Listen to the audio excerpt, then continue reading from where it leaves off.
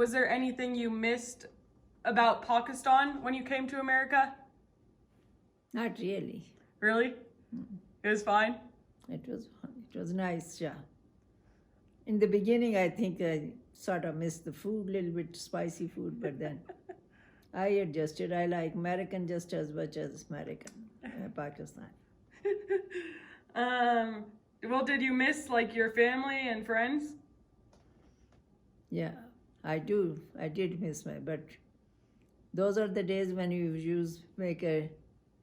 when you have to call, you have to go through the operator and you make, they set you up to be able to talk. Yeah. But we used to write letters back and forth. Mm-hmm. Those are the days they used to call it, it was a blue, what was it called? You didn't use the envelope much, but if you didn't have, so it would come like a blue paper, had a stamp on it. That's what you used to mail the letter in. Oh, huh. I see. Was it? What do you feel like?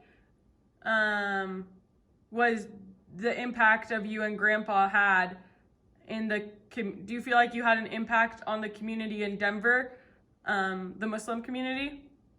Yeah. Then later on, after we got married and all that, still there were not too many people, but anyway, when people would come visiting him from Pakistan for something, and we will then, Grandpa will pick them up from the airport and settle them down and all that, because they didn't know, and showed them places. And then, but later on, when we have bigger community, then yeah, they could do all right.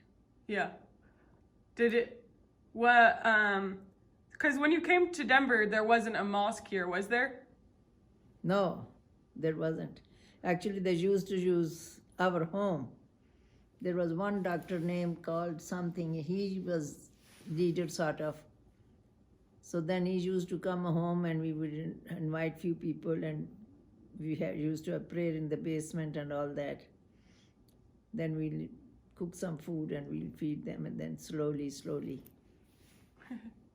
Well, which was the first mosque then? Which one was built first? Now we have a bigger mosque on Parker Road. And now all together in Denver we have about 13 of them. In each neighborhood we have. We have a black mosque, we have a Shia mosque, and lots of. That's amazing. We've come so far. And you helped at the beginning, start it all. Did you think anybody, did you feel any judgment by anyone when you came to America? Was everyone accepting of you? I didn't get it. Was everyone accepting of you in America when you first came? Oh yeah. Everyone? Americans were very, I think those are the days they were almost in love with Pakistani or foreigners. They were very entertained, they were very nice, and they were always very nice. Yeah.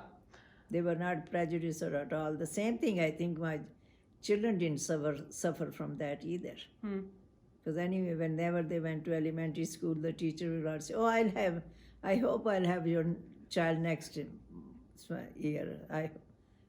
Because they were very good. Yeah. Is there anything that you wish America had that they have in Pakistan? Like any sort of, I don't know, what's the word I'm looking for? Like anything about the lifestyle in Pakistan that you wish was in America? No, I think that's a good thing about America. You are free to do anything, any lifestyle you want to keep, you are welcome to do whatever you want to do. A lot of freedom.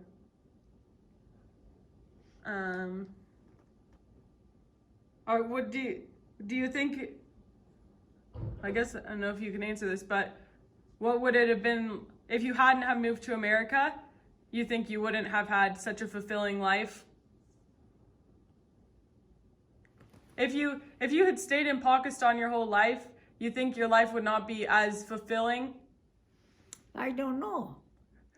You can tell. Yeah. My other brother and sister, they are living, they are happy, they are well settled. So you don't know. Yeah. I'm quite satisfied here too. If I was there, I'll be okay too. If I have gone, I wouldn't have had all of you here. Yeah. Exactly. You're the reason we're here, Grandma.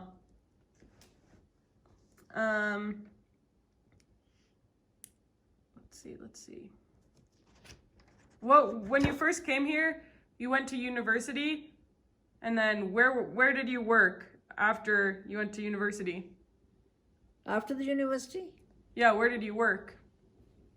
I was in Fort Collins, and I lived with a lady in the basement and also.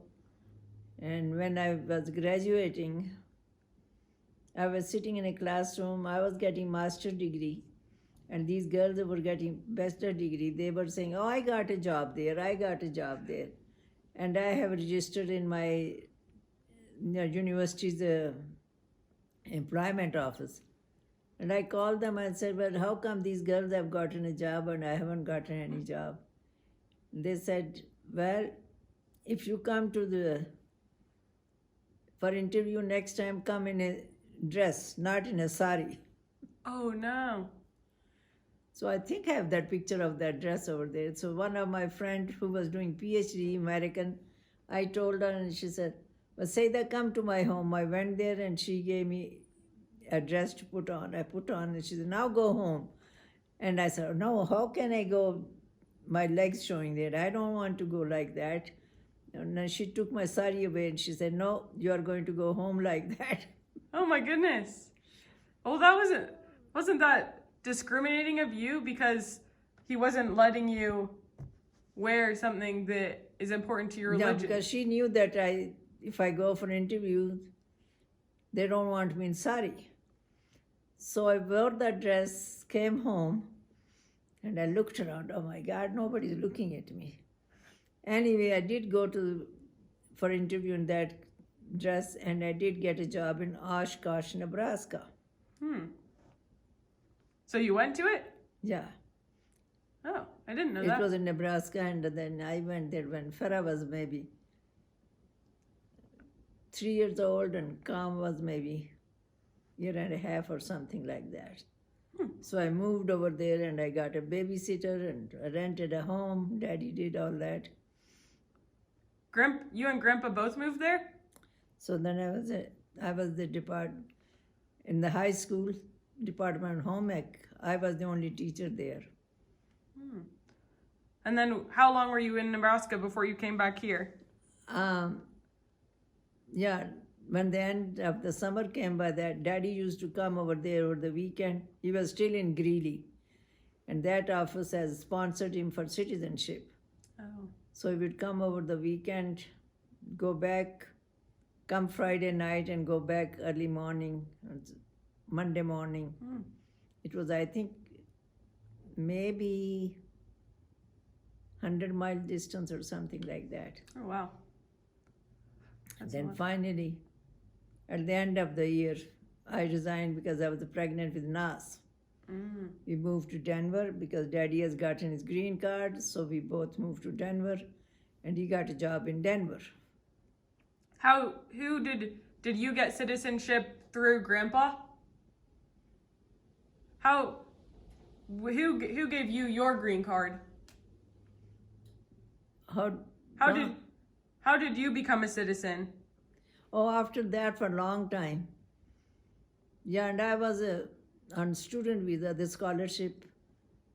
And when they heard that I've gotten married in Pakistan, they wanted me to sign some paper, so many, because they were to pay it. Hamid signed the paper. We went to my immigration office, and he said, "Well, if you want to go to college, keep on going to college." But scholarship was cancelled because I got married. Then Hamid was paying my fee and all that. But he said, "Keep on applying for citizenship." And every time we applied, we were denied because the kind of visa I was on, You were supposed to go back to your country, stay there for 2 years, and then apply again, come back. Hmm. But I didn't want to do that. And Farah was born, and this officer said, but keep on applying and we'll see what happens. Every time they denied. But luckily, by that time, President Kennedy signed the paper saying the people who are on J visa, this kind of visa, they can stay. That's how it stayed. I see. That's awesome. Will you tell the story of, I know you already have told it to me before, but can you say the story of how you and Grandpa got married? The story of meeting Grandpa and getting married to him? I know you already told me, but can you say it again? Yeah, so we met here, and then my husband wrote letter to my family telling them all about himself and all that, and they took quite a bit of time to do research. He was in Karachi, I was from Lahore, and then they respond, okay, this is all right. And the Khalaji sent a paper signed with lots of, if it's in, they call nikah nama. She sent a paper and put lots of, he's supposed to pay any time I demand that money, which they called. And she put a big amount, and she sent that letter to Hamid in his address in Lahore, not in Denver, not Lahore. She sent to Denver to him, and I was living in Greeley at that time. Was it Greeley or was it? No, I was in Fort Collins. And she said, my auntie said that, well, if Hamid shows this letter, that means he's serious. If he didn't like it, he won't show you this. Yeah. But he brought it over. He said, congratulations, we got the paper, we should get married. Oh, wow. So he agreed to the amount? No, there was no mosque in those days. There were 8 students from Peshawar University. They have a contract with this university. So one of them was very, he knew what to do. So he performed the ceremony, and we were married. Wow. Did you ever demand the money from him? No, I didn't. So his family still has it? Well, because Grandpa, did Grandpa come to America by an airplane? Yeah. Oh. Oh no, they came the first time.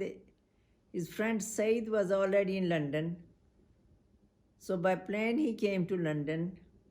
But then he met him, and then they came by ship. Do you know where? To New York. And then from there they took the bus, because some of their relatives were already in Denver. So they came all the way to Denver because he was here. Didn't he have to change his name, Grandpa? No, he didn't change the name, because then he was going to university. He was working also part-time somewhere in Montgomery Ward or somewhere. And he told his name, what his name is. So my name is Iqbal. He said, no, I can't say that. I'll call you Mike. Oh my goodness. So that's why they called him Mike Hamid.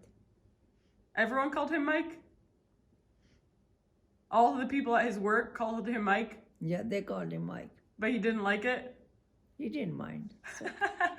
That doesn't sound anything like Iqbal. Became like his nickname or something like that. That doesn't sound anything like his real name. Wait, Grandma, what was your maiden name? His middle name, I don't think he has what it. was your maiden name? My maiden name was Yusuf. Which is in Joseph in English, in Bible, Joseph. And in Arabic, it's Yusuf. I see.